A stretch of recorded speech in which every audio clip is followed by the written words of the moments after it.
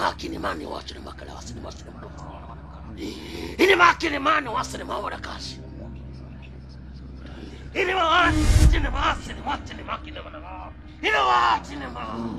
Ini ma.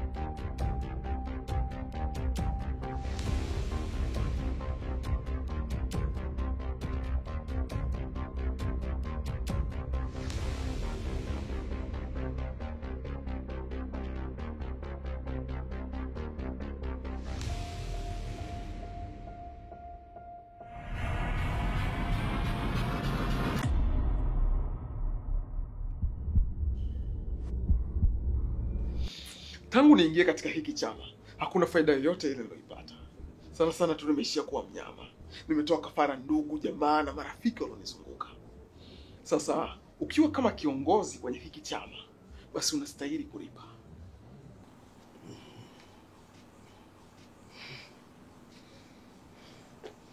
Na huo ndio ujasiri tunaohitaji kwenye chama.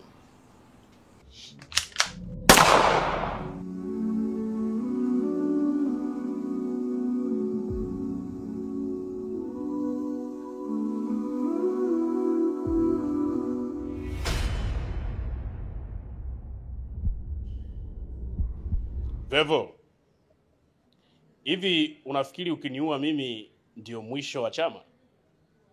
Hapana. Unajidanganya Clan Vevo. Mimi ni kiongozi wa juu zaidi. Sio rahisi kama unavyodhani. Labda nikukumbushe kitu kimoja. Kama utakuwa umesahau Clan Vevo. Mtu atakapotaka kujiunga kwenye chama, nafsi yake inauliwa, kisha inafufuliwa na kujiunga rasmi kwenye chama. Mara kadhaa walikuwa wananifuata na kutaka kupunguziwa masharti ya kutoa kafara. Sasa mimi nitakusaidia kukupa sharti rahisi ili uweze kusaidia familia yako na kutotoa kafara. Sharti gani hilo? Tukutane kwenye sherehe ya Mgaya. Kila kitu utakijua hapo.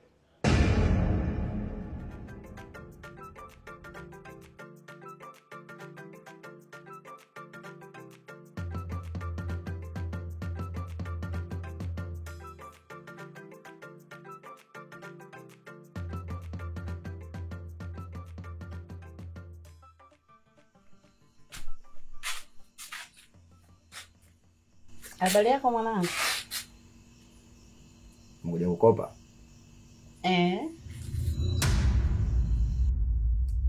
Hivyo mama unachukuliaje kwanza?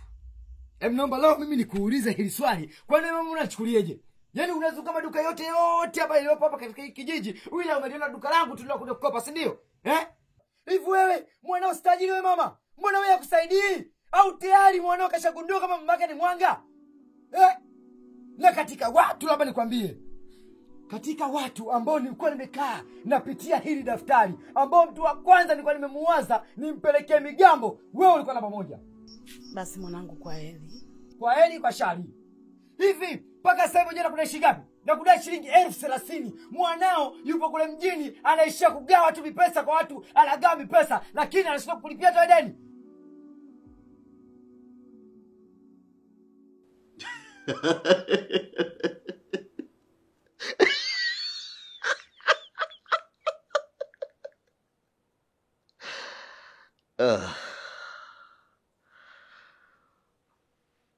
Hakuna ambaye amewahi kuingia katika hiki chama kisha akawa na furaha. Hakuna. Lakini maskini wengi walioko mitaani wanatamani maisha yetu sisi wenye pesa, bila ya kujua ni tabu kiasi gani ambazo tunazipitia. Na sisi tunatamani furaha walionayo.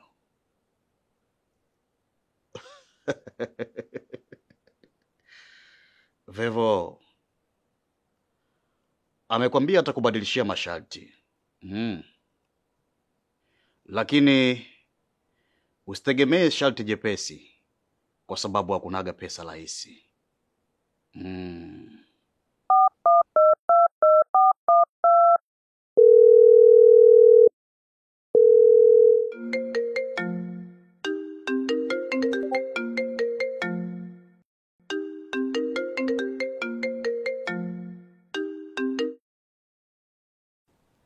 Hello? Afadhali mwanangu umepokea simu. Ni mimi mama yako.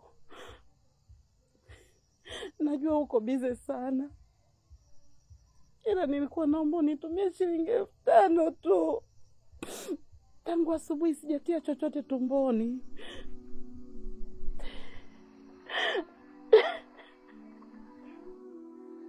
Nadhalilika mama yako. Ina maana umesahau yale magumu yote niliyapitia kati na kulea baba. Najua nitakuwa nakuudhi hasa ninapokukumbusha jana yako. Ila Halo?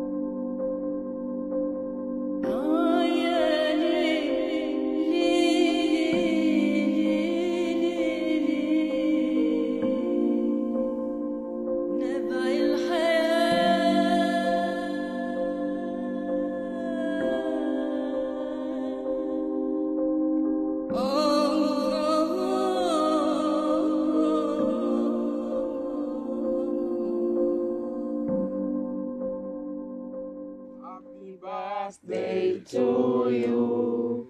Happy birthday to you. Happy birthday, happy birthday, happy birthday to you.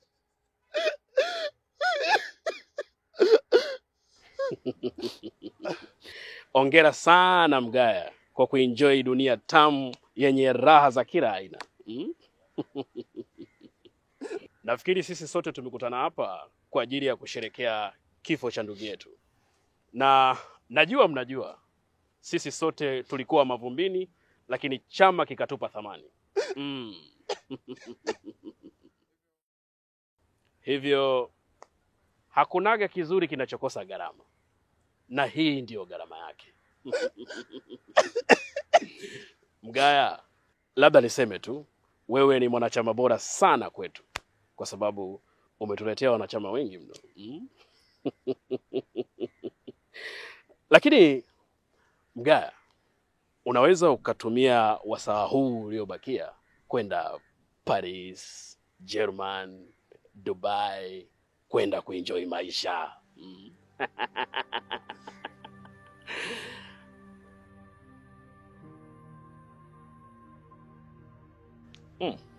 Inauma, lakini hatuna budi kuishikilia.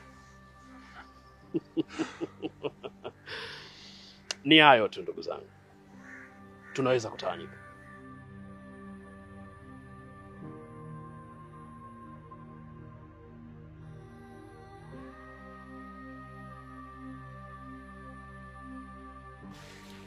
Vipi kuhusu mimi? Unatakiwa utembee na mama yako. Niende naye wapi?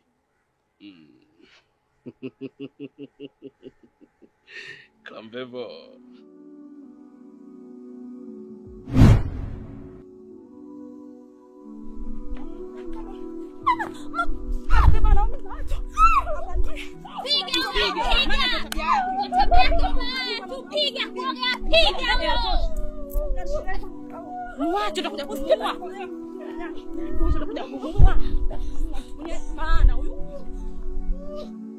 Mwanamke malaya sana wewe. Hapa kijijini unashindwa kuolewa, kazi kuiba wanaume za watu. Mimi mwanaume wangu haibiwi. Mshamba wewe. Utaona kijiji kichungu.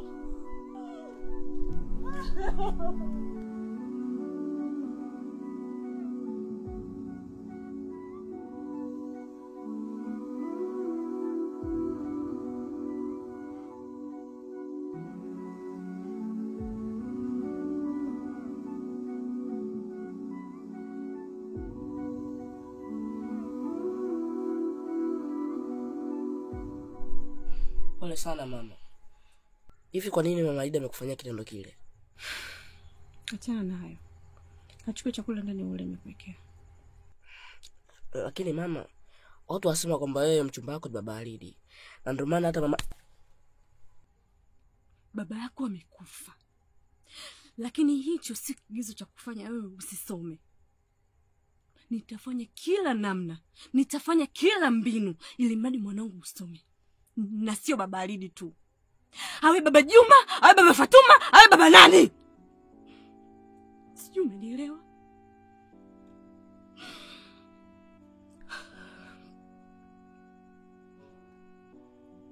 Vipi kwanza kuhusu shule?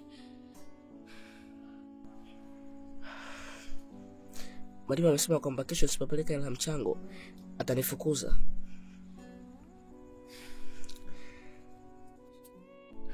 Hii hela hakikisha unampa mwalimu. Ninachokitaka mwanangu usome. Na ndio maana napambana na dhalilika ili kutimiza ndoto zako. Hebu kachukua chakula ule.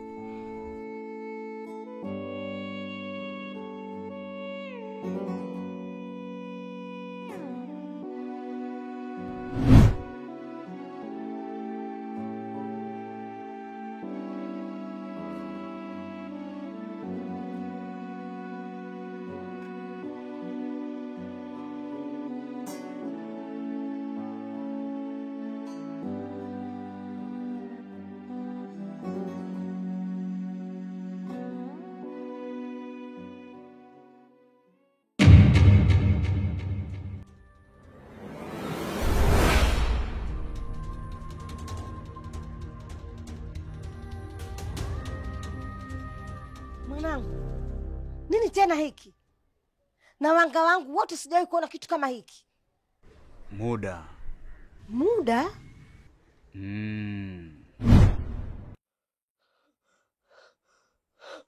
Usiniue. Usiniue mwanangu.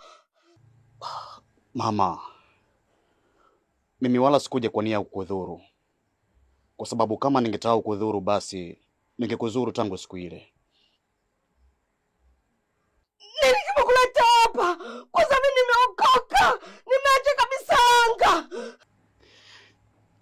Nadhani unajua mama yangu maisha yetu jinsi yalivyokuwa magumu. Na kutokana na sababu hiyo ndipo nikachukua maamuzi magumu. Naomba nikuulize kitu baba. Kwa nini ni Freemason?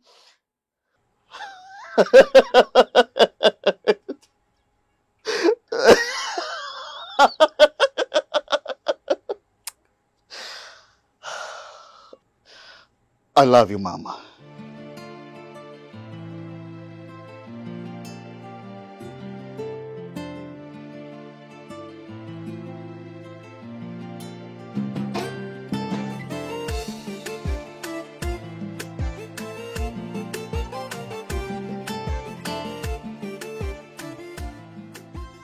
Sijategemea kukuona hapa. Nimekuja tu kupunguza mawazo kwa sababu najiona siko sawa na stress. Okay. Mimi kuna mtu nimekuja kumuona hapa. Naomba nikuulize kitu.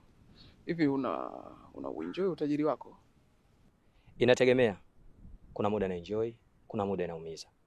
haswa unapofika wakati wa kafara yangu. Mimi nitegemea wewe unaenjoy kwa sababu umekuwa na masharti rahisi tofauti na sisi wengine. Tunatoa wazazi wetu kafara, tunaua ndugu zetu, hatusaidii wazazi wetu wala ndugu. Lakini pia tunaua watu kwenye mabasi. Bwana. Nilitegemea wewe uwe ni mwenye furaha tofauti na sisi kwa sababu una sharti rahisi. Kama uliona ile ni sharti rahisi, kwa nini hukulichagua? Naomba tuheshimiane bwana. Anyway, naomba nikuache.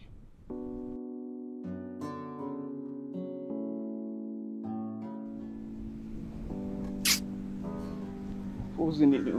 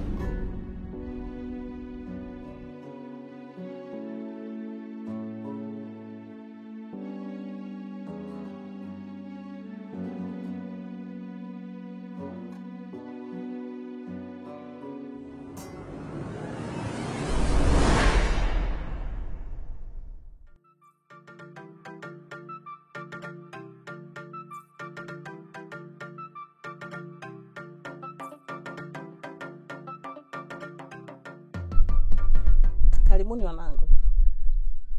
Mama, unahitajika katika ofisi ya kijiji. Ofisi ya kijiji nikafanya nini? Mama, unajitoa fahamu? Mama, kweli? Ina maana mpaka sasa bado hujajua mimi nimekuja kufanya kitu gani hapa nyumbani kwako? Mama, nahitaji pesa yangu na ndio maana nimekuja na mgambo. Wewe. Yaani kwa ile pesa yako kidogo nayo unidai umeamua kuniletea mgambo? Sasa nisikilize. Sitoi mguu wangu kwenda popote. Kama ni deni lako mimi nitakulipa. Deni linaua.